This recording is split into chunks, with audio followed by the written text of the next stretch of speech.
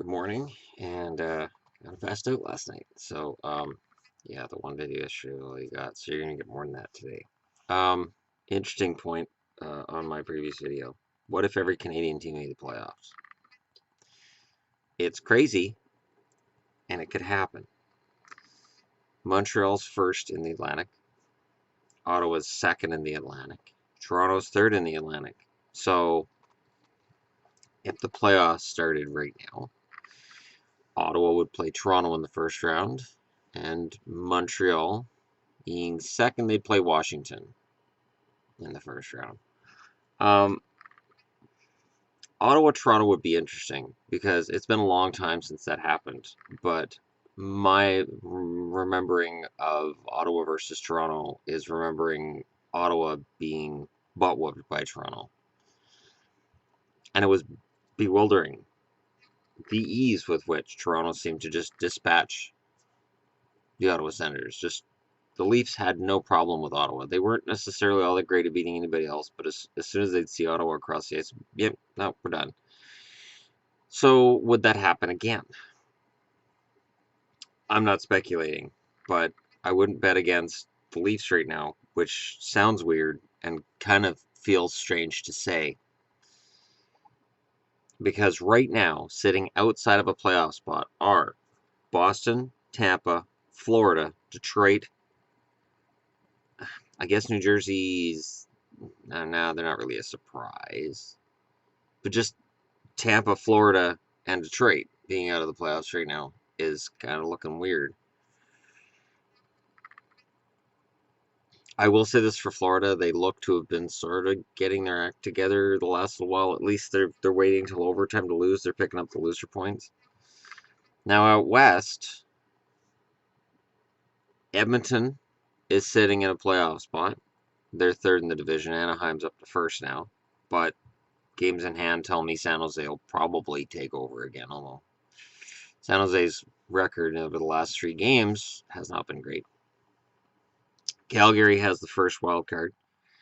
So they would, in the first round, play Anaheim. Vancouver, right now, has the second wild card and would play Chicago. Now, teams behind Vancouver have games in hand. That is Los Angeles, Nashville.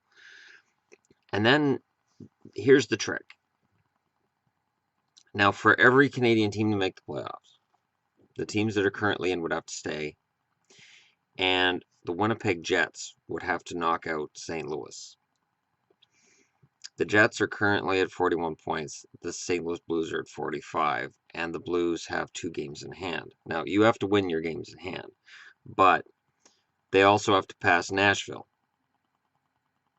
They don't have to pass LA because if they pass Nashville and St. Louis, they're third in the division, and they have to hope that Dallas remains useless.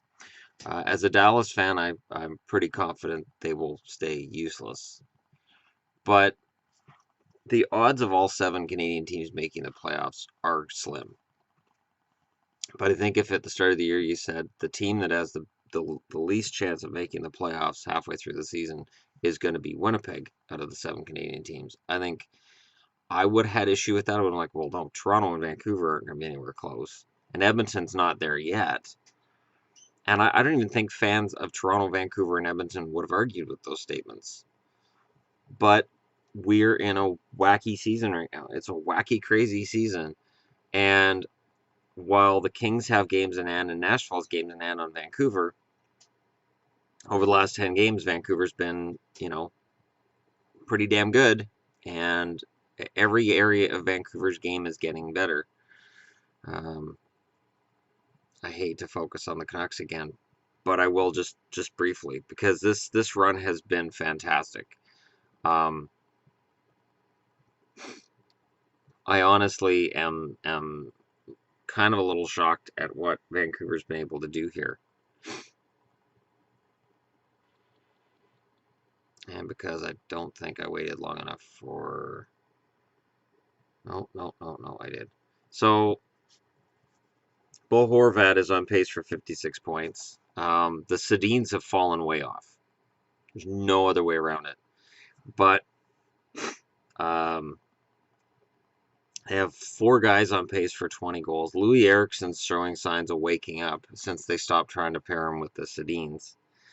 And in goal, Ryan Miller's back up to a .915 save percentage. He's 12-10. And I mean, hell, I remember when he was 5-9, and I was publicly on this channel saying he shouldn't be in net. So there's some amazing things going on with Van right now. The trick is keeping it going for 82 games is tough.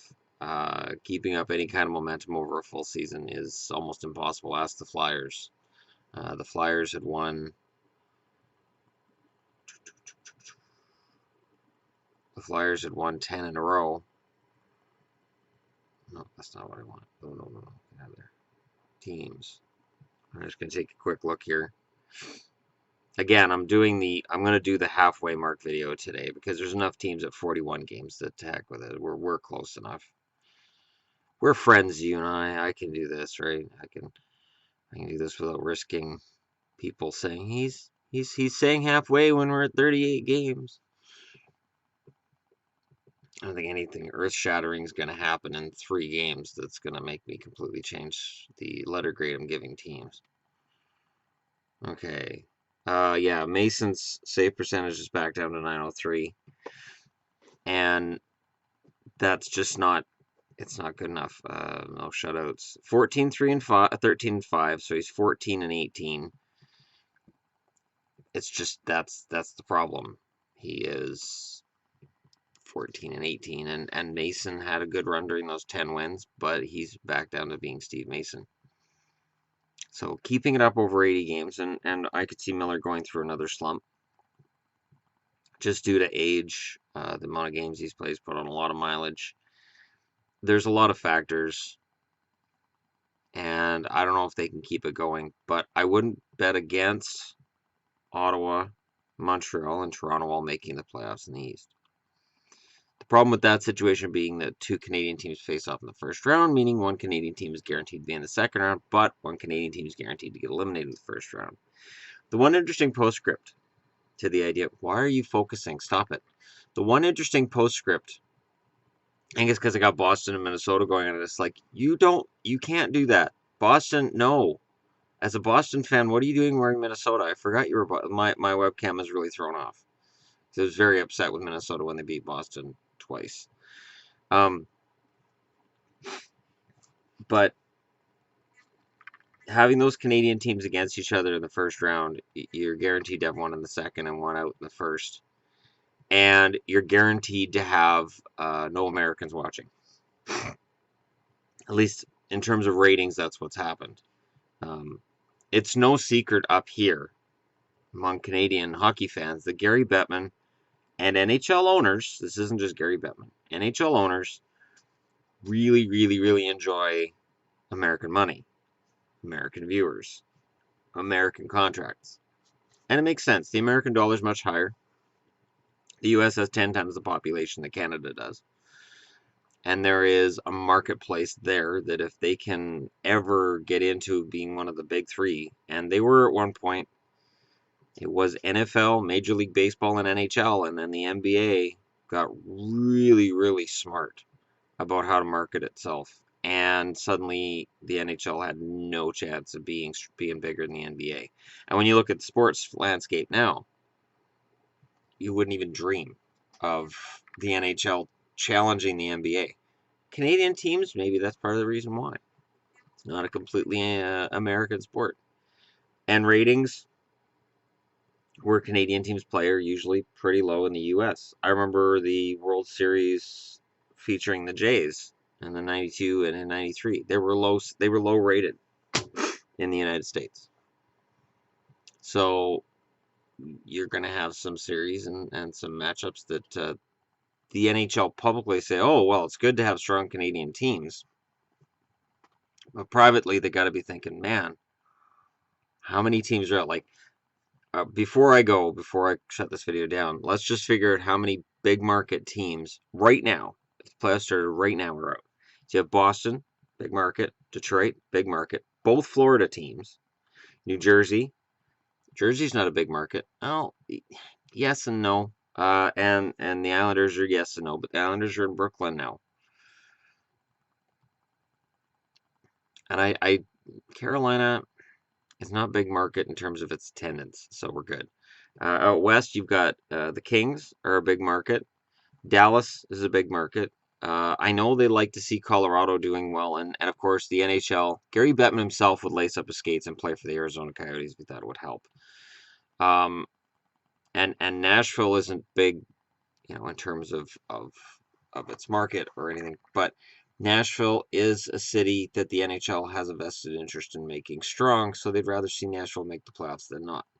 There's a lot of teams missing the playoffs right now that I'm just saying the NHL would rather see in there than Calgary, Vancouver, and Ottawa. Toronto's fine. Toronto, you can market Toronto somewhat south of the border, and Montreal you can market south of the border as being original six teams. You might be able to convince certain Americans that don't really watch hockey that Gretzky's still playing for the Edmonton Oilers. You could recycle footage from the 80s and probably convince certain people. But the NHL is all about expanding its reach in the States. The other thing is this. So Ottawa and Toronto meet up in the first round. And the tickets are all sold in Canadian dollars. The Canadian dollar right now is really, really low. Trust me, as a guy who every month YouTube pays me in American money, it gets translated to Canadian dollars. And that amount keeps going up even though my revenues are flat. So since my revenues are going up, it means the Canadian franchises revenues are going down. So they have to jack up prices for tickets or they're losing money. So the NHL isn't big on Canadian money right now. I'm telling you guys the truth because as a Canadian, if I go into the States, they're not going to be big on my money either. So if Canada brings every team into the playoffs, if somehow Winnipeg puts together a great second half and all the other Canadian teams that are in the playoffs manage to stay in the playoffs, somewhere somebody in the NHL power structure, I don't know how many GMs, I don't know how many owners, wouldn't be GMs, be owners, or Bettman himself, somebody somewhere is saying, man, we gotta expand these playoffs to get more American teams in because this is brutal. So it'll be interesting. It'll be very interesting. I'm hoping for a Battle of Alberta in the playoffs again someday. I am hoping Toronto and Montreal face in the playoffs again one day. I'd like to see um, Vancouver and Edmonton would be fun in the first round. I think it's been a long time since Vancouver and Edmonton played in the playoffs. And Ottawa and anybody is usually fun in the playoffs. So I guess we'll see what happens. Anyways, let me know in the comments below how many do you think actually make it. If I had to put my feet to the fire, I would say the Canadian teams with the best chance of staying in a playoff spot. I would go with Montreal, Ottawa, and Toronto in the East. I think all have a 50-50 shot or better. In the West, I think Calgary's got a 50-50 shot. They have to stop playing Brian Elliott. That'll help. They have to fix their goaltending again. And Edmonton has an even shot, just based on McDavid and Talbot. They have an even shot of making the playoffs, which leaves Vancouver. I'd put them a little below even, but you know what? I can't bet against a team led by Bo Horvat anymore. He's my favorite player for a reason, and he's been just making me very, very happy for the last 3 weeks. His play's been amazing. So let me know in the comments below which ones you think make it. And Winnipeg, I have to say they're below 50% based on the fact that they're in the Central, so they have to either get into a wild card spot or knock out the Blues. And there are 3 teams for them to jump over to get into a wild card spot. It can be done.